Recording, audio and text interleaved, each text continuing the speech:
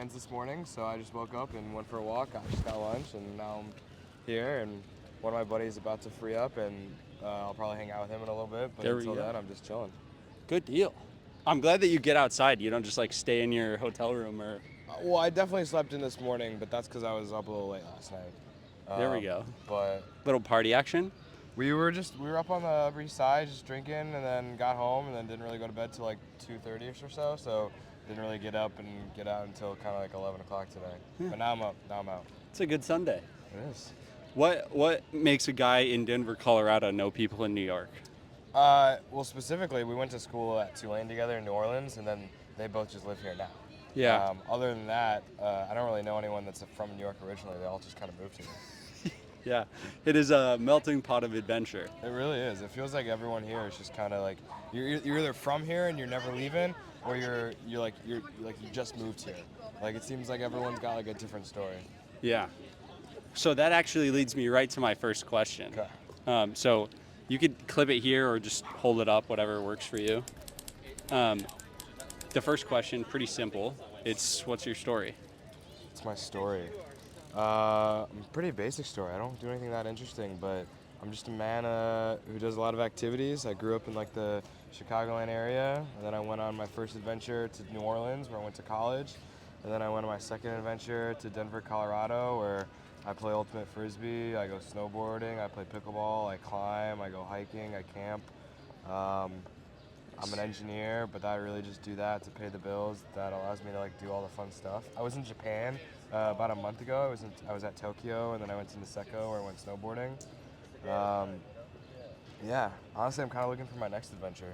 Okay, like career-wise adventure? Life-wise. Life-wise. You know, I'm currently single. I would love to go on adventures with a partner, but I'm still kind of looking and testing the waters. Okay. Do you have a list of like traits? Like have you written out like what you're looking for in a partner? I haven't. I probably procrastinate like effort and stuff like that, but I was just kind of hoping that when I find someone, it'll just click. You know, Yeah. We'll both kind of know. We look at each other and we'll just start talking, and then we don't stop talking until we have to go to bed. That is the way that works.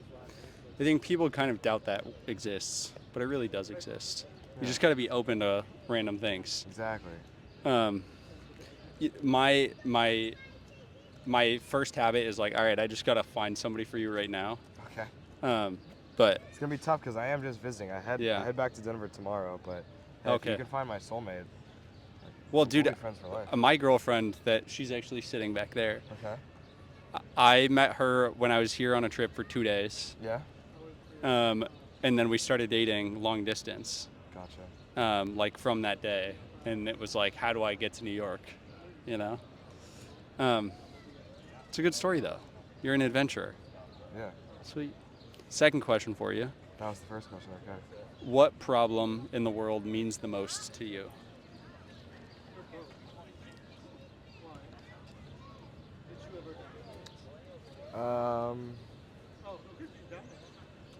I think loneliness. I think in today's day with social, it's funny because I'm outside and I'm looking around and I feel like everyone's kind of like not alone. But I think just technology and just like social media, and it feels like with more ways to connect, there's more and more people that feel stuck and don't know how to connect. You know, with more tools that allow you to connect, you don't exercise, those muscles that you need to connect with people. And I'm probably speaking from personal experience. I think, I fall into the rut where like I have the same 5 to 10 friends that I only talk to. Even today I wasn't really going to talk to anyone, and now I'm talking to you. Yeah. That was the first. I mean, that's not a big problem, but that was the first thing that I could think of that I could like relate to. Yeah. You're putting me on the spot here. There's other big problems out there, but so. When you say connection, what does that mean to you? Like, what does that look like? I think it's just like beyond any kind of conversation that's beyond surface level. Like, how's your day? What are you getting up to? What's that? It's just like somebody starts talking, and then you just kind of keep tangenting off of each other. Yeah. I think when you're really good friends with someone, that happens naturally. But when you don't really know someone, it's hard to just like both. You need both parties to want to do that. Yeah. You know? I think I've been developing a theory through these conversations that it's not actually community that we lack, but it's depth that we lack. Okay. You know, um, which is why I ask. I wonder like if you were working backwards from building depth instead of building community, how you might design like a group differently or activities differently.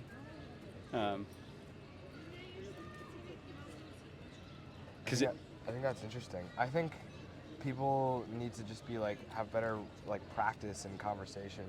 I see. Like there's certain questions that if you ask it, instead of saying how's your day, you could say like, man, what did you wish you did today, or what was your favorite part about like the last week, or what was a moment that happened last week that like made you excited.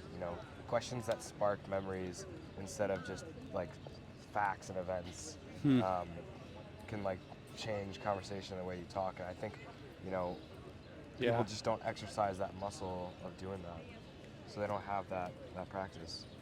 Yeah, if you don't put energy towards it, it won't come. Yeah. I love it. Last question for you. Okay. Who's like when I say the word impressive, what people come to mind that you've met, and what makes them impressive to you?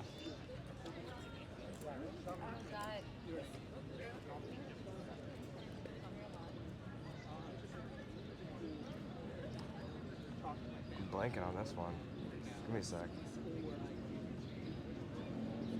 Said differently, the question is, who's the most impressive person that you've met, and what made them impressive to you? Oh, I know. I'm trying to think of something.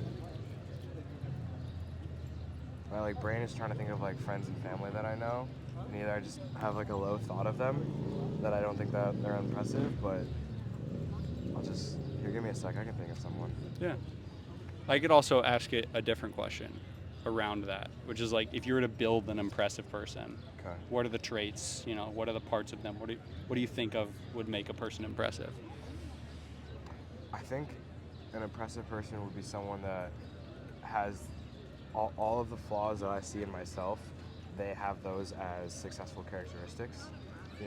Someone who's a go-getter, someone who's not a procrastinator, someone who can think on their feet, someone who can say they're going to do something and then actually go do it, someone who doesn't lack motivation, and someone who is successful is always trying to like reach for that next goal. Once they get that goal, they don't stop and relax. They go and find another goal.